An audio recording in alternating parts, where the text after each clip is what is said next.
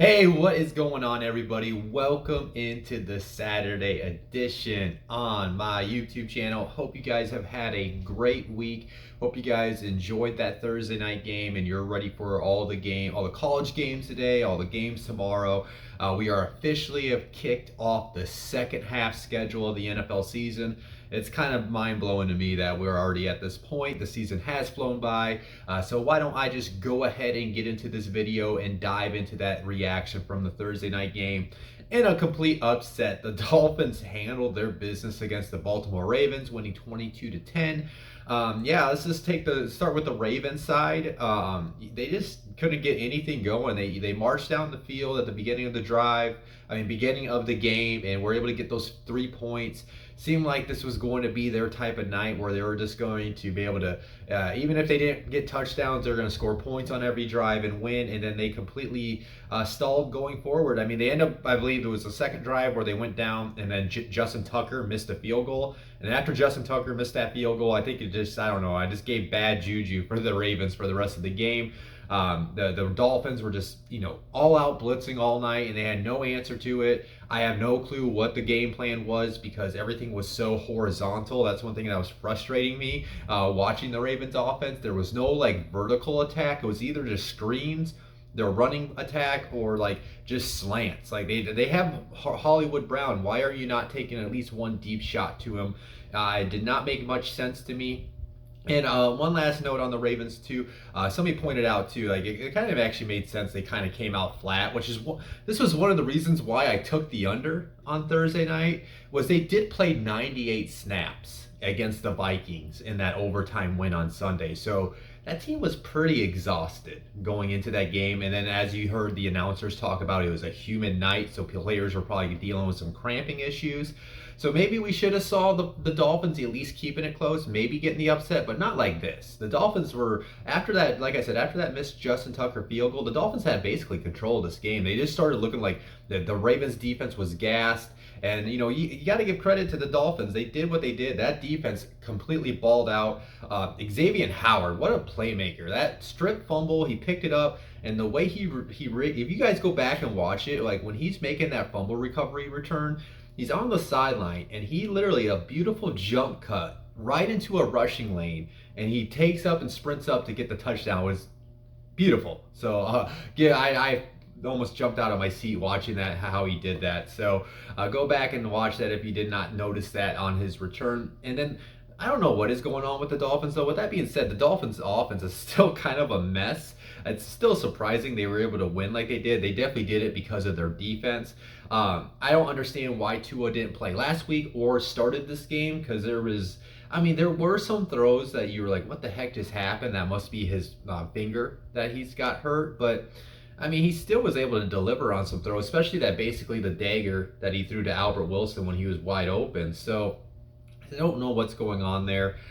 Maybe they can get some things figured out, but that offense has still got a lot of things to work on if they want to I don't think they're going to make a second half push, but maybe if they can start working on things on that offense that they can build upon and carry over into the next season, assuming Tua will be in the lineup for next year. We'll have to see how the whole Deshaun Watkins sweepstakes ends this offseason. But big win for the Dolphins, on Thursday night. And then obviously the Ravens, that's a huge loss because right now, entering this weekend, there are 11 teams in the AFC with a record over 500. So they're already in a tough division, and those 3 wild card spots in the AFC, there's going to be a lot of heavy competition towards the end of the year. So you have to beat these teams that you need to beat. So that's obviously a brutal loss for the Ravens. And then let me just go ahead and put a bow on this.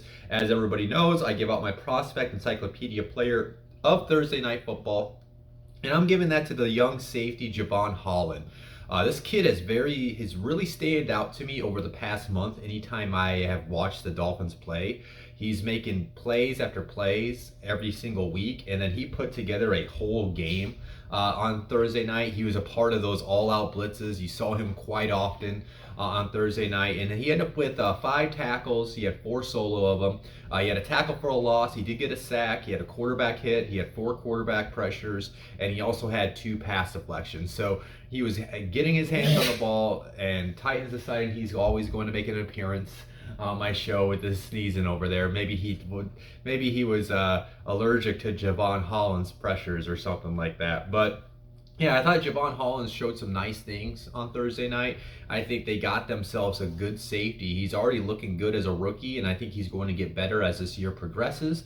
And Javon Holland is the Prospect Encyclopedia player of Thursday night. If you guys want to read more reports on the Dolphins, or if you want to check out what's all involved in that book, go to prospectencyclopedia.com.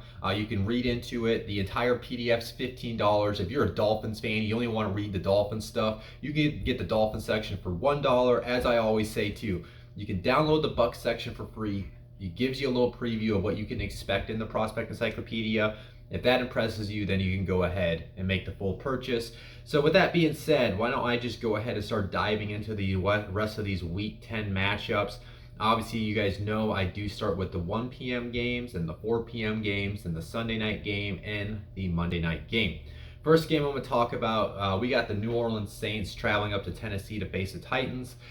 Taking a look at the injury reports, the Saints, they're going to be a lot. They don't have their playmaker, which I'm frustrated by because I own him in 2 of my main fantasy leagues, so I'm a little frustrated by it, but, I hope he gets healthy. Peyton Turner, really quick, he's been placed on IR. He's out with a shoulder injury for the foreseeable future. These 3 players have been ruled out. Alvin Kamara with a knee, CJ Gardner-Johnson with a foot, Teron Armstead with a knee and shoulder. So they're out 3 of their key players for this matchup.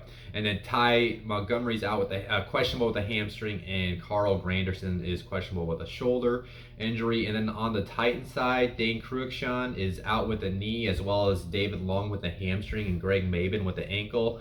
And then these players are questionable: Rashaan Evans with an ankle, Tier Tart with a groin, and Julio Jones with a hamstring. Yeah, so let's just talk about the Saints offense. I don't know what they're going to get going against this Tennessee defense tomorrow. First of all, they don't really have a quarterback that's going to scare you, so you can put more people and make your defense more condensed, because there's not going to be a guy that's going to take a deep shot. And outside of maybe Deontay Harris for the Saints, there's not really a guy that's going to be a threat to take the top off your defense as well. Even if maybe Simeon or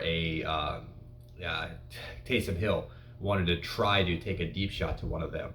And then you take out the chance that the playmaker himself, the alien himself, Alvin Kamara, is not going to be playing. Yikes. They have I know Mark Ingram's back, he might get something going, but you can always load up the box against Mark Ingram, and then you can make him one-dimensional, and there's just not that guy that's going to be threatening to beat you. And then they really don't have to load up the box, because that Jeffrey Simmons, Denico Autry, Bud Dupree, that defensive line is already bullying offensive lines. And then this offensive line is going to be without Teron Armstead. Man, I don't see how this offense is going to be sustaining any type of drives throughout the day. Maybe they get 1 or 2 scoring drives.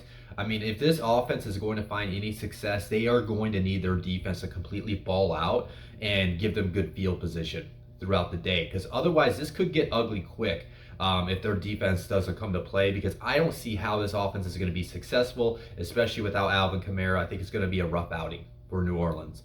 Then you switch sides of the ball. The Titans offense, the Titans got a huge win against the Rams, but nobody's really talking about their offense only managed, I think, 190 yards last week. Now, I know the Rams defense is pretty good, but that's something to note going forward. At the end of the day, they lost Derrick Henry, and it did show last week. So they are going to need A.J. Brown to ball out. We'll have to see if Julio Jones could play. He popped up on the report yesterday with his hamstring injury. Seems like he's going to be dealing with that throughout the year. He could be in and out of the lineup. So can AP, can Foreman, can they get the rushing attack going against the Saints? The Saints are one of the top rushing defenses in the league. So I think they're going to be able to bottle up the rushing attack and force Ryan Tannehill and their passing attack to beat them. Now, with that being said, the Saints are out CJ Gardner-Johnson, so they don't got their best slot corner out there. So can one of the guys in the inside, maybe like a Chester Rogers, work that part of the defense and get open for Tannehill? So with that being said, I think the Titans offense is going to have their own struggles too, unless the Saints defense completely collapses. But I do trust the Titans offense to put themselves in scoring position more times than not than the Saints offense. So with that being said, I'm picking Tennessee. I think Tennessee wins like a 24 to 14, 24 to 17 win, maybe. I don't even know if I really don't like the Saints' chances of scoring points, but let's say like a 24 to 17 win. Maybe they do keep it within a touchdown because I mean, the Saints are really good, or greatly coached no matter who's on the team. I just don't know if they have enough talent to beat the Titans tomorrow, because of injuries, of course. And let me just go ahead and move into the next matchup. We got the Buffalo Bills traveling to New York to face the Jets. Taking a look at these injury reports on the Bills side, Tremaine Edmonds is out with a hamstring injury. Zach Moss is questionable with a concussion. And then these players are on the Jets side are doubtful. Zach Wilson with his knee, Chuma Edoga with his knee. And then these 4 players are questionable for New York. Tevin Coleman with a hamstring, Corey Davis with a hip, Shaq Lawson with a hamstring, and Elijah Vera Tucker with a toe. So let's see, like, what can the Bills have a bounce back performance? They obviously are coming off that brutal loss in Jacksonville where their offense only managed to score 6 points against that defense. Now they are going against the Jets defense that has struggled over the last few weeks. I know they got that big win over the Bengals 2 weeks ago, but if you look at it all, the Patriots put up 50 points on them, the Colts put up 45 points on them, and the Bengals still put up 31 points on them. So if there's a matchup for the Bills to get things back on track on the offense, it's definitely going to be this one. So I expect a big outing for Josh Allen. He's going to spread the ball to his playmakers. I wouldn't be surprised if their offense kind of leans more on the run. I know Sean McDermott has been vocal about that. They need to get that figured out if they want to be bigger, more of a threat come the playoff time. So I do think Devin Singletary is set to have a big game. I think he's going to see his probably highest amount of touches that we have seen out of him this year. And I think they're going to be putting themselves in scoring position, and they're going to put up some points. They should be able to score 3+ touchdowns against this Jets defense. The flip sides of the ball, you do got Mike White going back into the lineup, but he's going against still a buzzsaw of a defense in the Bills. The Bills, obviously, they did lose that game, but at the end of the day, they only gave up 9 points. And I think, I want to say at least 1 or 2 of those field goals did come off a turnover by the Bills offense. So the Bills defense is still playing at a high level. And I know the Jets had a nice story with Mike White, but this is where it might come to the end. I could see them forcing a couple interceptions, maybe a forced fumble here and there. I just think eventually the Bills' offense is going to open up this game, and the Jets are not going to be able to lean on their rushing attack, and then that's going to be a pass-happy offense that's going to get the defensive front to put their ears back and rush after the quarterback, and I think that's when you're going to see turnovers start happening. I think the Bills make a statement to make sure they are putting their selves back on track to try to push for the AFC number 1 seed. They win like a 31-17 win tomorrow. And then I'm going to go ahead and move into this next game. We do got the Detroit Lions traveling to Pittsburgh to face the Steelers. Taking a look at the Lions injury report, these 2 players are out. Austin Seibert with a hip and Jamal Williams with a thigh. And then these 2 players are questionable. Austin Bryant with a shoulder and Taylor Decker with his finger. And on the Steelers side, Chase Claypool is out with his toe injury. Now, going into this matchup, we'll have to see what the Lions can look like coming off their bye. I mean, this team is, they've been competitive in some games, and then they've come out flat in other games. So I'm very curious to see how they're going to perform coming out of their break. But I have nothing to believe in, to be quite honest. Their offense is going against one of the better defenses in the league. As I say on every Lions preview this year, Jared Goff is good for at least 1 interception or 1 fumble in every single game. So I wouldn't be surprised if a Minkah Fitzpatrick picks something off for a touchdown. I wouldn't be surprised if TJ Watt comes off the edge and blows up Jared Goff. He fumbles the ball, and maybe a big man like Cam Hayward picks it up and scoops it for a touchdown. So I think the Lions are going to struggle to move the ball against the Steelers defense, and maybe they can start opening things up, but they have nothing there's nothing promising. I mean, you got DeAndre Swift, TJ Hawkinson, and then you got some nice pieces on that offensive line that are healthy right now. That's about it. So I don't expect much out of the Lions offense. Maybe they put up 2 touchdowns because of they're in garbage time, right? When the defense stops giving as much pressure as they did in the fourth quarter as they did in the first 3 quarters. And then the Steelers offense, they're still hit and miss because of Big Ben, and his age. He's like putting everything from his body into his throws. But with that being said, they're going against the Lions, who have struggled to stop the run this year. So I think this is going to be a nice outing for Najee Harris. I think they're going to pepper him with targets in the passing attack and with some touches. And I think he's going to go over like 120 overall yards, total yards, and get himself about a touchdown or two on the ground. Especially now that Chase Claypool's out. I mean, they got Deontay Johnson. They got James Washington, so those type of guys will probably get their due in this game. And then I do expect the old Pat Freiermuth to also get involved. And I think they're just going to be able to move the ball against this Lions defense. The Lions defense has really no talent on it right now, so they should be able to put themselves in scoring position more times than not. They should be able to score at least 3 touchdowns against the Lions. So I think Pittsburgh handles their business. I think they win like a 28-14 win tomorrow. And then the next game, we are going with the Jacksonville Jaguars are heading up to Indianapolis to face the Colts. Short injury report for both sides. On the Jaguars, James Robinson is questionable with his heel injury. And then on the Colts side, Xavier Rhodes is out with a calf injury. And then DeForest Buckner is questionable with a back injury. And so this is a huge game. Obviously, the Colts are sitting at 4-5. They have an opportunity to get to 500 and try to stay in pace with all these good. I don't know if you want to say they're good, but whatever they are, all the heavy competition for the playoffs and keep their season hopes alive. And then the Jaguars obviously are coming off that huge win against the Bills. So are they going to be able to come down from that high of a win and get themselves back to ready and play some football and not let up against the Colts? Now, as I wrote in my Colts Wire article, which you can always go to check out at coltswire.com, the Frank Reich era, he has struggled to sweep the Jaguars. The Jaguars have split the series in all 3 years. Now, typically, when the Colts do lose to the Jaguars, that does happen in Jacksonville. This game is in Indianapolis. With that being said, the Colts defense, they have struggled to defend the pass this year. So if they're not able to get any early pressure on Trevor Lawrence, I actually expect we're going to see one of Trevor Lawrence's better performances this year. I think he's going to start off good. I think he's going to move the ball down the field and maybe get a couple of touchdown drives in the first half.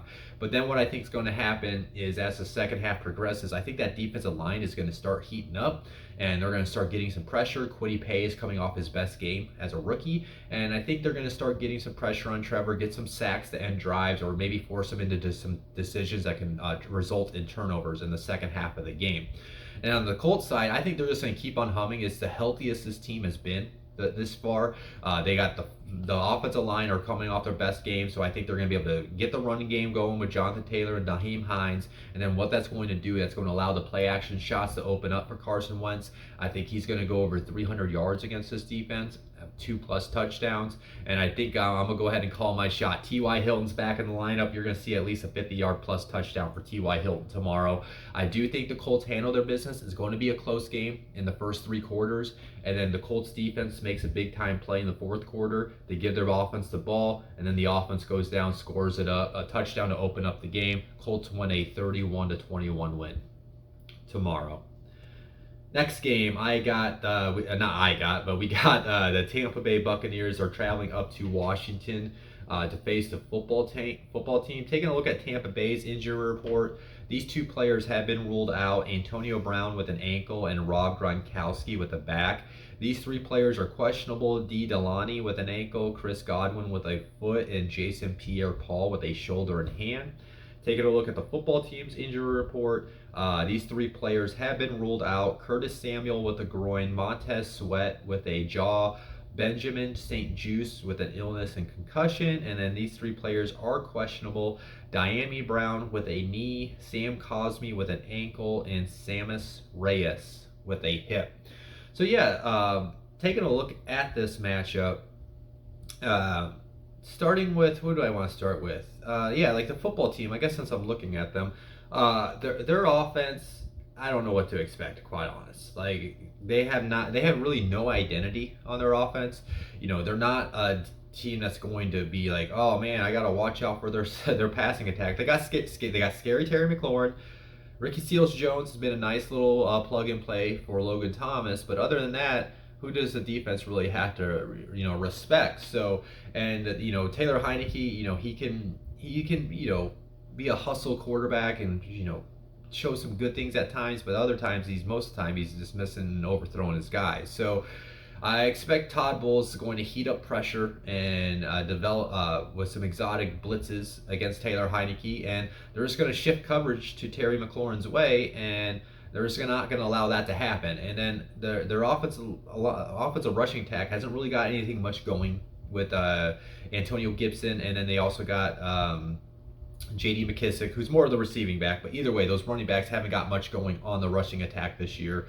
And that's not going to change against the Bucs, who have the best rushing defense in the league. So it's going to be a one-dimensional attack where they're going to be able to shift coverage to scary Terry McLaurin's way. So I don't see how there's going to be much success for the Washington football team's offense. I think maybe they get 2 touchdowns, but I think it's going to be a rough outing for them. And then you switch sides of the ball, like the Bucs, like they're missing people, right? Antonio Brown's out, Rob Gronkowski's out, Chris Godwin's game time decision, but that doesn't matter. They still got Mike Evans, they still got O.J. Howard, Cam Bray, Tyler Johnson's a good, nice little backup in the receiving room, and they still got Leonard Fournette, who's having a strong year for them. So and they are going against a football team defense. Like they got the defensive front, but they are without Montez Sweat, so I think they should be able to somewhat get the rushing attack going. But either way, that's Washington football team's defense has struggled to defend the pass. So I expect Tom Brady to take what's given to him, find the open man, and he's going to move the ball, and they're going to be in scoring position more times than not. They should be able to score 3 touchdowns at least against this defense. I think they're going to handle their business. Maybe it's kind of like a low scoring affair for whatever reason. I feel like that. Not like super low scoring, but maybe like, I'm not sure what the over under is on it, but it feels like this could be an under type of game. I could just see the Bucks winning like a simple like a 28-10 win, right? Like I think the under probably is at like 42 or 43, and I maybe it is higher than that, but I just see it being like a 28-10 win. They just like nothing pretty, nothing sexy. They just go in and handle their business and get the win. And then moving on to the next game, we have the Cleveland Browns heading to New England to face the Patriots. As far as the Browns side, Nick Chubb, and I want to see Demetri Felton's the other name I forgot to put on there, but obviously Nick Chubb's the biggest name. He's in COVID protocol, so he's out. He is vaccinated, but he was not able to do the negative test thing. And then these two, then Pat McKinley's out with a groin, and then Greedy Williams is questionable with a shoulder. So this is actually the healthiest the Browns have been looking at their injury reports this year.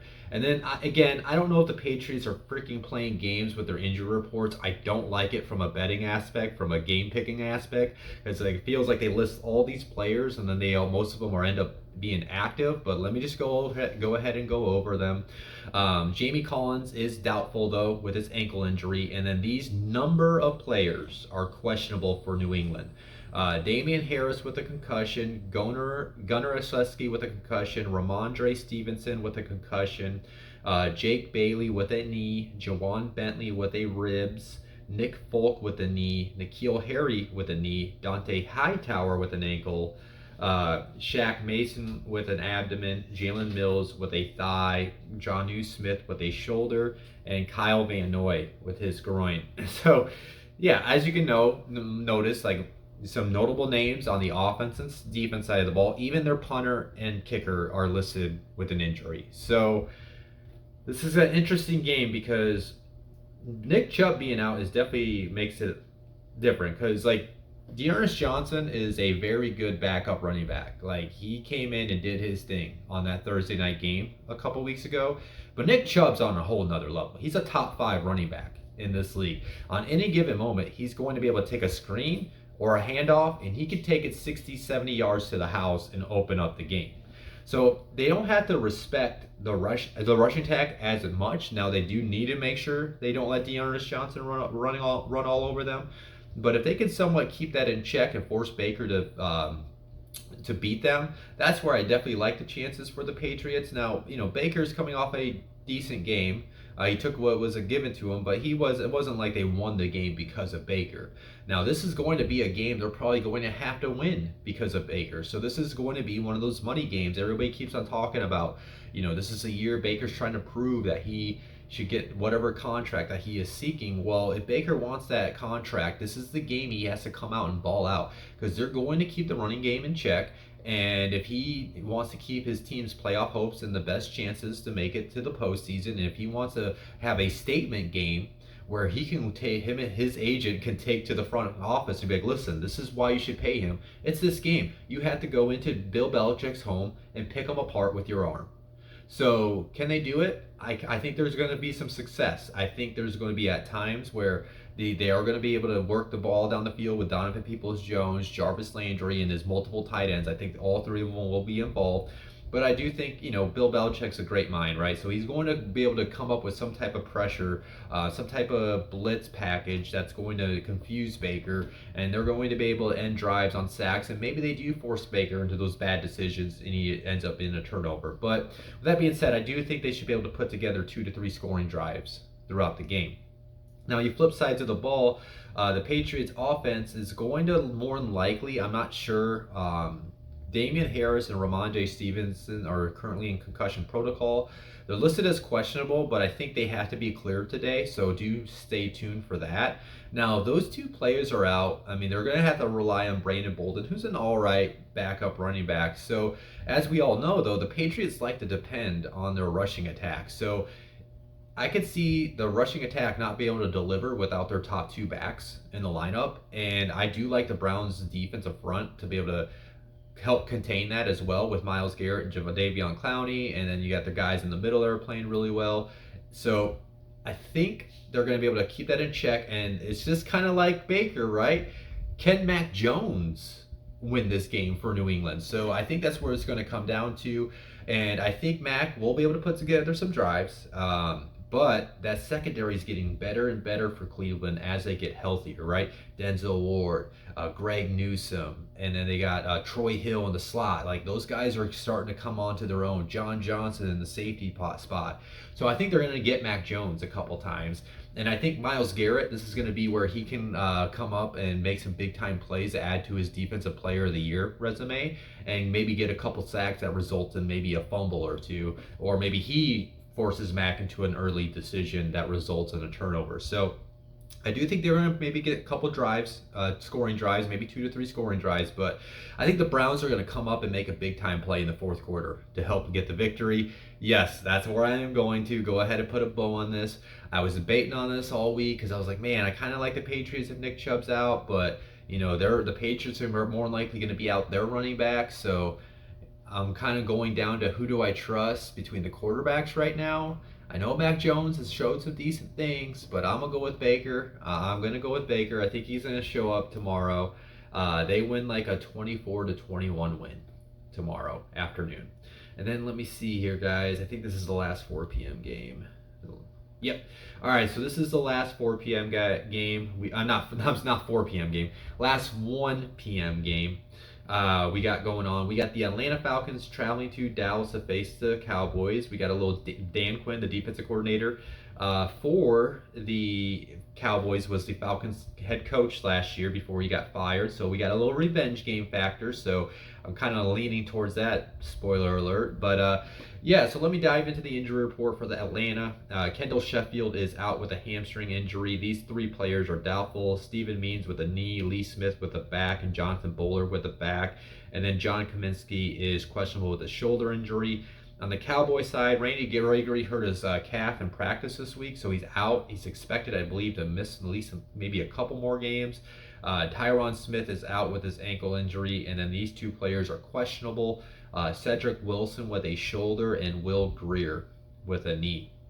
Now, obviously, the Cowboys, start with them. They're going to be looking to have a bounce-back performance this week. Obviously, that brutal loss of the Broncos was unexpected by them, was unexpected by most people, including myself. So I think they're going to want to come out and ball out and just go ahead and get this victory as early as possible and not even let Atlanta think they have a shot to win this. With that being said, I think the Cowboys offense is going to come to play. They are going against an Atlanta defense, which, at any given moment, they can let up a big chunk play. They're not that good, to be quite honest. I think they just kind of got lucky last week by facing a Trevor Siemian-led offense. And I think Dak Prescott, I think there was maybe his first game back coming off that calf injury, he was shaking off a little bit of a rust. He was still kind of shaking off. He was playing good earlier this season, but at the end of the day, he was still coming off that injury to begin the season. Then he got derailed again with another injury. So I think he's going to come out and ball out. I think we're going to see a big outing by Amari Cooper and CeeDee Lamb, and that offense is going to put up a lot of yards, and I think they're going to put up at least 3+ touchdowns. I think they are going to respond to how bad they played last week, and they're going to follow it up with a great performance tomorrow. And you flip sides of the ball. I mean, the Atlanta offense, like I said, they got Kyle Pitts, they got Cordero Patterson. That's it. And then if anybody knows how to defend Matt Ryan, it's going to be Dan Quinn. The guy was a guy went to the Super Bowl with him. He spent a lot of time with Matt Ryan. He knows how Matt Ryan thinks. So I think the Cowboys defense is going to be able to come up with a game plan, and they're going to be able to be prepared to whatever Matt Ryan and the offense wants to attack them with.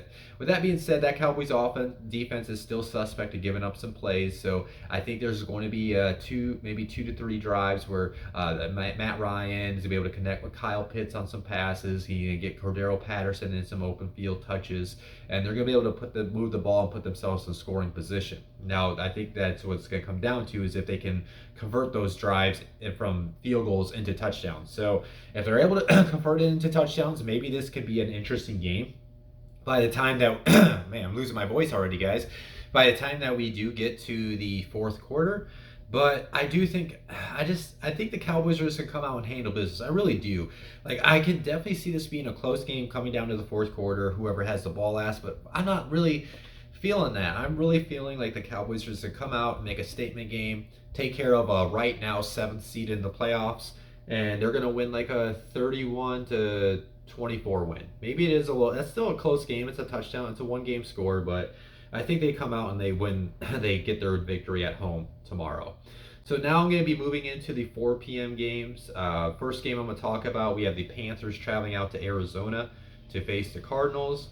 Obviously, everybody knows Cam Newton is back for the Panthers, but it is expected that P.J. Walker is going to be the starter for Carolina. Now, I did see yesterday a quote from Joe Brady, the offensive coordinator, that, yeah, maybe they can come up with a couple packages for Cam tomorrow. So if they do put themselves in the red zone inside the 10-yard line, do not be surprised if Cam enters the game. And maybe if P.J. Walker struggles, they just say, F it, and they put Cam in there and see if he can provide a jolt to the offense, especially if maybe Arizona jumps out to an early big lead or something like that. Let me dive into the injury reports, though, before I forget about them. For Carolina, these 2 players are out. Stanley Thomas-Oliver with a toe and Rashad Melvin with a hand. And then these 2 players are questionable. Brian Burns with a foot and Frankie Louvu with a knee. And then taking a look at the Cardinals injury report, their team's pretty banged up right now. These 4 players are out. Chase Edmonds with an ankle, Justin Pugh with a calf, Jonathan Ward with a concussion, and James Wiggins with a knee. And then these number of players are questionable. Budda Baker with a concussion and knee. Max Garcia with an Achilles. DeAndre Hopkins with a hamstring. Rondell Moore with a neck and concussion. Kyler Murray is questionable with the ankle. Another game time decision, but he practiced on Friday, so that is promising. I'm probably going to go into this preview assuming Kyler does play, even if it's less than 100%. And then Jordan Phillips is questionable with the groin injury. So, yeah, I mean, let me just say that, though. If Kyler Murray does not play, obviously that's going to make a big difference. That would make a somewhat of a difference in this game. But, I mean, Colt McCoy, he's like I think I said that last week. He's like a perfect veteran quarterback to have if your quarterback's going to be out. Like, he's not going to like be a world beater, but he's going to get the job done. He's a very smart quarterback. He's a winning quarterback. So even if Colt McCoy plays, I still think this offense should be able to move the ball against the Panthers defense. Now, the Panthers defense, they're very stout against the run. So maybe we're not going to see a rushing attack, but that's not what this Cardinals offense is built around. It's about, the air vertical attack. So I think that's what we're going to see is no matter if it's Kyler, which I'm expecting him to play. But if you're like me, you own him in fantasy, definitely have a backup plan ready for tomorrow.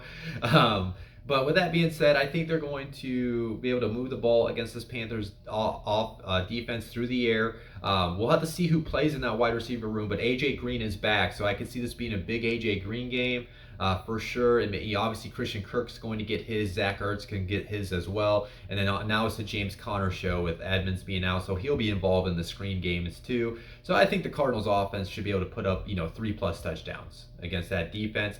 Now, you reverse to the Panthers offense. The Panthers offense has been a mess over the last 4 weeks. Now, Sam Darnold's out of the picture, so we'll have to see how it can look. But at the end of the day, that offensive line is this bad. Let's be honest, it's a bad offensive line. So this is going to be a game where Chandler Jones is going to probably ball out and get his hands on PJ Walker throughout the day, get some pressure on him. Now PJ Walker is a mobile quarterback, so he can extend plays. But with that being said, he's going to be under duress, and when he's under duress, that can end up forcing him into decisions that he does not want to make at the time. That can result in turnovers. So maybe like a Byron Murphy or an Isaiah Simmons can get their hands on the ball and get some turnovers. I think, like I said, I think Colt McCoy or not, Kyler Murray or not Kyler Murray or Colt McCoy, I kind of messed up my words there. I think Cardinals handle their business, and maybe it's a closer game if Cam gets in there and make things very interesting. But I think the Cardinals end up handling their business. They win it's gonna be, maybe they don't score as much points because Kyler Murray's less than 100% even if he does play. But they win like a 28-17 win tomorrow. And then I'm going to go ahead and keep it moving. We got the Minnesota Vikings traveling to LA to face the Chargers. On the Vikings side, we got Anthony Barr is out with a knee, and Michael Pierce is out with his elbow, and then Bashaud Breeland is questionable with the groin injury.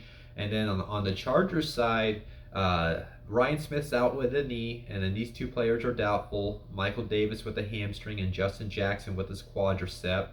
Now, these 4 players are questionable, and 3 of them are notable for me. Nasir Adderley with an ankle, Keenan Allen with a knee, Joey Bosa with an ankle, and Mark Webb with a knee. So, so the Chargers are coming off barely squeezing a win over those Eagles last week. So we'll have to see how they can come out and perform tomorrow. But, with that being said, Justin Herbert coming off a strong game. I think he threw for like 84% completion percentage, and he's going against this Minnesota defense, which has been less than impressive this year, and they are going to be missing possibly Bashaud Breeland, and their secondary has struggled to defend the pass. I think I forgot to put a note on that, but Harrison Smith is in COVID protocol still, so they're out of safety. So I do think the Chargers offense is going to be able to put together a good performance against this Vikings defense. I think Mike Williams, and assuming Keenan does play, they're going to put up some numbers, and they should be able to move the ball with Austin Eckler in the screen game and on the rushing attack, and they should be able to put together at least 2 to 3 scoring drives against the Vikings defense. And the only way I can really see that maybe not coming together is if the Vikings defensive front can somehow create pressure and get Justin out of sync and not let him get in rhythm early in the game. Because if Justin's in rhythm to start the game, that's usually when he puts together an outstanding performance throughout his career, his early career. And then you flip sides of the ball, the Minnesota offense, they're able to move the ball and put up points, but they need to be able to do it consistently. Some drives, Kirk's lighting them up, and Dalvin's getting it going, and the next drive, it's like the offensive line can't protect, Kirk's making checkdowns, and they cannot get anything going on offense. So it's going to be interesting to see how they attack this defense. Now, here's the thing. This rushing defense by the Chargers is awful. It's bad. Like, it is a bad offense. So, with that being said, I'm going to go ahead and say, I'm losing my voice, guys. I'm sorry about that. That being said, I think Dalvin Cook is going to go absolutely bonkers against this rushing attack. I think they will even sprinkle in Alexander Madison. I think they should be able to go over 150 yards total between the two, and they're going to be able to move the ball easily. Now, what it's going to come down to is they're going to have to convert the drives they get into the scoring position into touchdowns. They cannot settle for field goals. So, can Kirk Cousins deliver? Can they get more Justin Jefferson more involved? Can they get Adam Thielen involved? Now, they are going against a defense that has been pretty good against the pass this year. Because, I mean, and I don't even know if they are really good against the pass, because I think it's just because teams have found so much success running the ball against them. But if Kirk Cousins can play clean football, if his offensive line can give him enough time, keep Joey Bosa in bay, and then allow Justin Jefferson and Adam Thielen to have enough time to work their routes and get open for Kirk, I think they can be able to put together a couple scoring drives. Now, I'm torn on this one because, like, everything says the Chargers should win, right? But the Chargers have allowed teams to stay in close games, right? We saw them barely beat the Eagles last week. And then you look at the Vikings, and it's like, how can I trust the Vikings? Because the Vikings, had all their losses have become down to 7 points or less. So it's like, do I really want to pick the Vikings, who are probably going to lose this game? Now, I think the Vikings are 3-point underdogs, and when I do make my bets later today or tomorrow morning, I think I'm going to take the Vikings at the 3-point underdogs and not take the money line like I do sometimes. But with that being said, I am going to pick the Vikings. I think they find a way to win. I think they get the upset on the road in LA, and they barely squeeze out a win. They win like a 27-24 win. And the reason why I'm picking them is just because I think the Chargers have had their struggles on defense, and I think they're going to be worn down by the fourth quarter, and Dalvin Cook's going to be running all over them by then. So I am going to pick the Vikings in an upset to beat the Chargers tomorrow. Moving on to the next game, we got the Seattle Seahawks traveling to Green Bay to face the Packers. Diving into the injury report, now I don't know why Marquise Blair is still on the Seahawks injury report. He tore his ACL and he's done for the season, but they have not officially placed him on IR. Don't ask me why, but he's technically still on the injury report.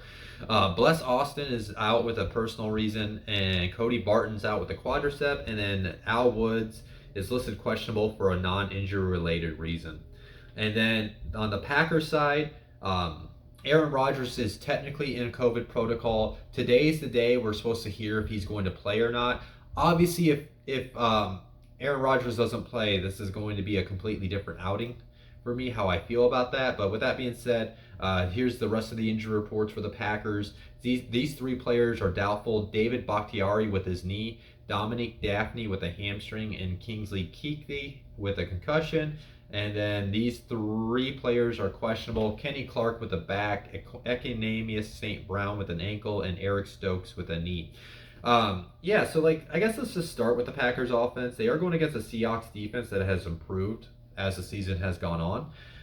But obviously when you get Aaron Rodgers in there, that's going to take this offense back to what we have been seeing. So I don't really see the Seahawks slowing down that offense. I think with Aaron Rodgers, they should be able to attack the Seahawks secondary, especially with Devontae Adams. I still think this Seahawks secondary is attackable, and as long as they're not getting any pressure on Aaron, I think they should be able to put up 3+ scoring drives. I think we're going to see also a nice dose of Aaron Jones and A.J. Dillon. I think this offense is starting to find a nice little balanced attack between the rushing game and their passing game, and that's going to make them more deadly as the season progresses. Now, let's just say Aaron maybe is still testing positive for COVID, and Jordan Love has to play. Now, obviously, that brings down my expectation of how many points they can score.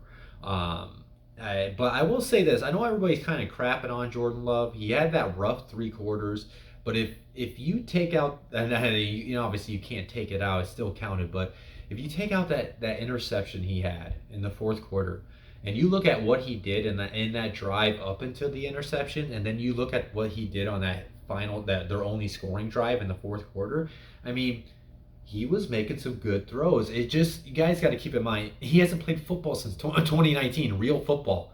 So, he was really rusty in the first 3 quarters, and obviously he was probably nervous. He's on the road going against Patrick Mahomes in his first NFL game. And then he got settled in by the 4th quarter. He's making some decent throws. He was making some good reads, and he was starting to get comfortable. So with that being said, I think he would perform better tomorrow. I think he would be more relaxed, more comfortable in the game. And maybe he wouldn't score as many points tomorrow as Aaron Rodgers would, but I think the Packers offense wouldn't struggle as bad as they did last week if he does indeed play. And he would still get at least a couple touchdowns against the Seahawks defense. Now, switching sides of the ball, Russell Wilson's back, right? So this game makes that game a lot more interesting and a lot more need for Aaron Rodgers to play. They are going against this Packers defense, which is playing pretty good. Let's talk about it. They played really good last week against the Chiefs offense. Even without J.R. Alexander, that secondary is kind of playing good football right now. And the guy I'm really impressed by, honestly, by the Packers defense is Rashawn Gary. I think we all need to start giving Rashawn Gary more credit for what he has developed into. He's developed into a nice pass rusher for the Packers, because I know there was a lot of hoopla and a lot of doubters when he came into that draft class, because he was more of an athletic guy over a football player. And now he's taken his athletic traits and he's becoming into a really good football player. So that's kudos to the Packers staff for getting that out of him. And so with that being said, that's what I'm getting at. I think the Seahawks defense has got a very tough test tomorrow. I'm not sure if they're going to be able to get the rushing attack going. Now, Kenny Clark is questionable. So if Kenny Clark cannot play for the Packers, that's going to open up the middle of the defense where maybe they can get a nice little rushing attack going with Alex Collins and the rest of their backfield. But where this game can be won, though, is on the outside. Eric Stokes is questionable. So I know like I said, the Packers secondary has played decently without J.R. Alexander, but I think we could see a strong game out of DK Metcalf and Tyler Lockett. I think they're going to attack them vertically throughout the game, and if Russell Wilson is showing no rust, I think he's going to put together 2 to 3 scoring drives as well. This is going to be a quarterback battle between Aaron Rodgers, well, hopefully Aaron Rodgers, right, and Russell Wilson. I think it's going to be a back and forth battle. Who can outduel each other? It's going to be touchdown matches touchdown. Coming down to the fourth quarter, who has the ball last? That's what it's come down to. Who has even if it's with 30 seconds, I trust Russell. If it's with 30 seconds, I trust Aaron Rodgers. So it's tough for me to pick this game. But the Packers, they are at home. They're coming off that brutal loss. I think Aaron Rodgers comes back in and dices them up, and they find a way to win at the end, like a 28-24 win. Against the Seahawks. Now, if Jordan Love is the one that plays, I will go ahead and say this. I will pick the Seahawks to win like a 24-21 win. But if Rodgers plays, I think the Packers pull it off. And then moving on to the next game, this is the last 4 p.m. game, I believe. Let me just double check. The Broncos list is pretty long. Yep, this is the last 4 p.m. game. We do got the Philadelphia Eagles traveling out to Denver to face the Broncos. Eagles is short list. Josh Sweat is questionable with a concussion, and Andre Dillard is questionable with his knee. And then the Broncos list is pretty long. They're not only with the injuries, but they're dealing with a COVID situation. Pat Shurmur, their offensive coordinator, Drew Lock, Austin Schlottman, Michael Ojemudia, and Justin Strauss are all in COVID protocol and are expected to miss. So their play caller is going to be out tomorrow. And they got a number of guys that are banged up. These 2 players are out, which are offensive linemen, Garrett Bowles with an ankle and Bobby Massey with an ankle. And then these number of players are questionable. McTelvin Agam with a knee, Shelby Harris with an illness, Albert O with a knee, Tim Patrick with a knee, Malik Reed with a hip, Caden Stearns with a shoulder, Pat Surtain with a knee, Dalton Reisner with a foot, Mike Boone with a hip, and Baron Browning with a back. So yeah, the Broncos are coming off that huge win against the Cowboys, but man, are they banged up, and this is not setting up for success in my opinion. I definitely could see them following up that impressive win over the Cowboys with a dud just because of how many injuries they're dealing with right now. I mean, their offense was able to move the ball last week. So you got to give him credit. Teddy Bridgewater was connecting with Jerry Jeudy quite often and getting the ball to Courtland Sutton. They get Noah Fant back in the lineup, and I think Noah Fant's going to have a good game. But what I think this is going to come down to is the injuries to their offensive line. They're out Bills, they're out Massey. Dalton Reisner is questionable for this game. So I think Javon Hargrave and Fletcher Cox are going to be able to eat up the middle of that defense, and that's going to allow the guys on the outside to come down and collapse on Teddy Bridgewater. And if that's happening quite often throughout the game, I think this offense is going to stall at times. But I do think there's going to be a couple drives they can put together and get at least two plus touchdowns tomorrow. But I think it's going to be a struggle outing, not only because the offensive line is banged up for Denver, also because their play caller is in COVID protocol. So the typical guy that would be calling plays is not going to be there. He's the guy that's been doing it all year, so it's going to throw some. The chemistry is going to be messed up tomorrow, to say the least. And then the Eagles, they did lose against the Chargers, but they were very competitive. They are going against this Broncos defense, which is also dealing with injuries. McTelvin Agam and Shelby Harris up front and Malik Reed are all questionable, and then Pat Surtain is questionable as well. So I do think the Eagles offense should be able to get things going on the ground. I think we're going to see a healthy dose of Jalen Hurts, and I'm not even going to list all their backfield. I think all three guys are going to be involved. They're going to try to hit them with a rushing attack early, and then they're going to try to see if that can open up things in the RPO game, in the play action game, so they can start taking shots at like Devontae Smith, Jalen Reagor, and get Dallas Goedert involved and trying to move the ball and score put together some scoring drives. I do think they're going to be a hit mid offense. I said this in my waiver wires streamable defense video, which if you haven't watched it, go back and watch it, please. But yeah, I think it's going to be a low scoring affair, but I do think the Eagles are going to put together at least 2 to 3 scoring drives. I do think the COVID protocol situation and the number of injuries, specifically to that offensive line, are going to catch up to Denver in this game. I think the Eagles find a way to win in the fourth quarter. They end up scoring a go-ahead touchdown with Jalen Hurts rushes it in, or maybe he hits like a Dallas Goedert touchdown. I said Dallas Goedert to be honest because he's on my fantasy team, but yeah, I think the Eagles find a way to squeeze out the victory on the road. They win like a 21-17 type of win tomorrow. And then the next game, we got the Chiefs traveling out to Las Vegas to face the Raiders. Let's dive into the injury report really quick for the Chiefs. These two players are out: Lucas Niang with ribs and Mike Remmers with a knee. And then then L'Jarius Sneed is questionable with an ankle and wrist injury. On the Raiders side, 2 players have been ruled out: Tyree Gillespie with a hamstring and Nick Kwiatkowski with an ankle.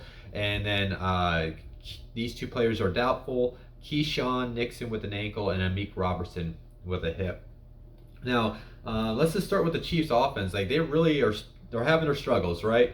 But that third down completion with how it was celebrated by Patrick Mahomes is either like a telling sign that they're like, oh man, we are struggling and I'm just happy to get this win, or if maybe he just felt like he had a breath of fresh air, I got a monkey off my back, got the win, and I delivered on like classic Patrick Mahomes play.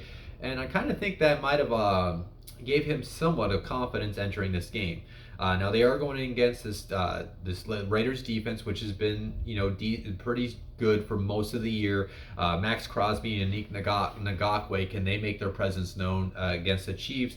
And that's where the Raiders are going to have to show up, because if they're not able to get any type of consistent pressure on Patrick Mahomes, I think he's going to end up picking apart this Raiders defense. I think Tyreek Hill's set to have a nice game. I think you're going to see Travis Kelce have a good game. I think there's been a little too much talk about how bad the offense looks on the outside looking in, but I think they're going to come out and put together a classic Chiefs performance on primetime.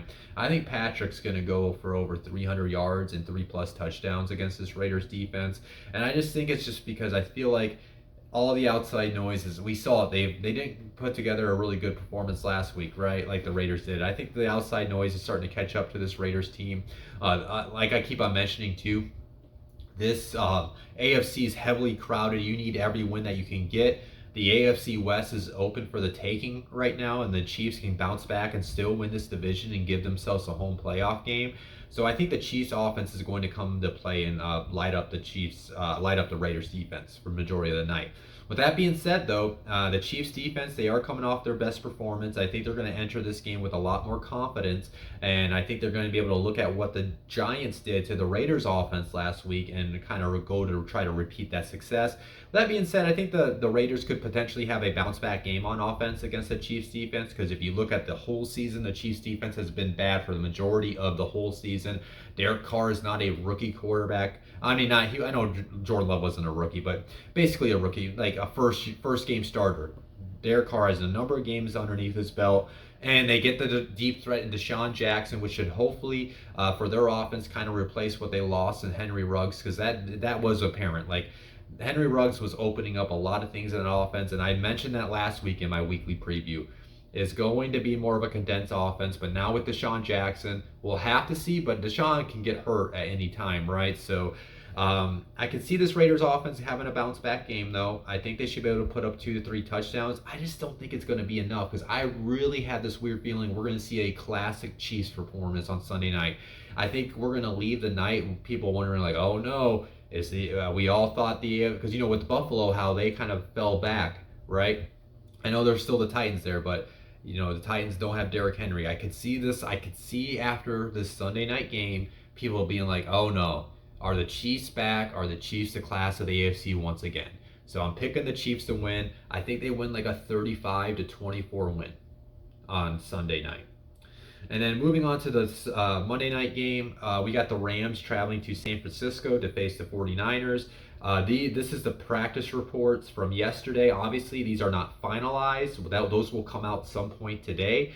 The Rams are relatively healthy, though. Brian Allen did not practice with an elbow. These two players were limited. Von Miller and Darius Williams, both of them are dealing with ankle injuries. Now, the 49ers are super banged up right now. As always, it feels like in the Shanahan era. But these number of players did not practice yesterday. JaMychal Hasty with an ankle, Maurice Hurst with a calf, Drake Kirkpatrick with an ankle, Mohamed Sanu with a knee, Tavon Wilson with a foot, and Eric Armstead with a neck. And then these number of players have been limited in practice. Jimmy Ward with a quadricep, George Kittle with a calf, Elijah Mitchell with a rib, Emmanuel Mosley with a neck, Josh Norman with a rib, and Arden Key with an oblique. Now, let's see. So the Rams are coming off that one of their worst, easily their worst performance on offense in that loss to the Titans last week. So they're going to be looking to bounce back against this 49ers defense, who has completely struggled to defend the pass and stop the run. It's easily one of the worst defenses in the Shanahan era. And you could tell that Robert Saleh is no longer there, because Robert Saleh would at least get the best out of his defense despite the injuries that they were dealing with. And I think this Rams offense is going to be set to get back on track. I think you're going to see a nice outing of Darrell Henderson on Monday night. I think they're going to get the rushing attack going, and then that's just going to open up the play action and the passing attack for Matthew Stafford, where you can pick them apart with, Cooper Kupp, Robert Woods. Now, we'll have to see if OBJ can play. I didn't even mention his name quite yet. Obviously, everybody knows OBJ is with the Rams. I kind of hate that just because I love Van Jefferson, and now he's going to see his snaps kind of be limited still. With that being said, now they can open up to a 4 wide receiver attack with Van Jefferson, OBJ, Cooper Kupp, Robert Woods. It's going to allow things to get creative in this Rams offense, where they can hit you with a rushing attack at any moment, and then they can open it up, spread it out wide, and pick you apart with a passing attack. They have so many ways they can attack you right now. I know defensive coordinators hate this. So, and it did say, I think Sean McVay came out and said that maybe if they feel like OBJ can provide them some value on maybe 5 to 10 plays, he might be playing. He might just suit up on Monday night. So we'll have to see that. With that being said, I think the Rams are going to put together 3 to 4 touchdown drives against this 49ers defense. And then you switch sides of the ball. The 49ers offense is, it's just a mess, to say the least. They can't really get anything going, anything consistently going. And I don't think that's going to change when they got Jimmy Garoppolo still leading the way. That's just what he is. If you script up some good play calling by Kyle Shanahan, he's going to move the ball. He's going to do the right thing, and they're going to put together a touchdown drive. But it's what he does in between the second, third, fourth quarters that holds this team back. And I just don't understand why you don't just turn to Trey Lance and try to start developing his offensive scheme around him. I'm not sure what's going on. I just don't like what's going on. And they're going against this Rams defense, which the Rams defense did not lose them the game last week. So I think the Rams defense should be able to create some pressure. 49ers lost their right tackle, McGlinchey. He's out, so I think they're going to be able to get some pressure. If Von Miller does play, or even if he doesn't play, Leonard Floyd on the outside, and obviously Aaron Donald's going to get his. They're going to be able to create pressure, and that's going to be able to result in stalled drives and potential turnovers. So I think the Rams just handle their business. They shake off that loss last week, and they win like a 31-17 win on Monday night. So yeah, that's my preview, guys. As always, I do thank anybody that sat here and watched the whole thing, even if you picked apart and went through and listened to the teams you want to listen about. I appreciate that as always. If you enjoyed today's video, please hit that like button. If you have not subscribed to my channel, please subscribe to my channel. I'm going to keep on pumping these out all season long. And then once the season's over, I'll be diving into all my NFL draft content, which I am looking forward to doing this year, since I missed out on most of it last year with my little break I took. But yeah, enjoy the rest of these Week 10 games, guys. I'll be getting out of here. I will see you on Tuesday when I do my typical weekly waiver wire target and deep top streamable defenses preview. Reach out if you have any football questions. You can text me, DM me, at me on Twitter at Cody Talks NFL. I'm gonna head out, get this edited, pump it out for you guys, and you guys enjoy the rest of your weekend. Peace out.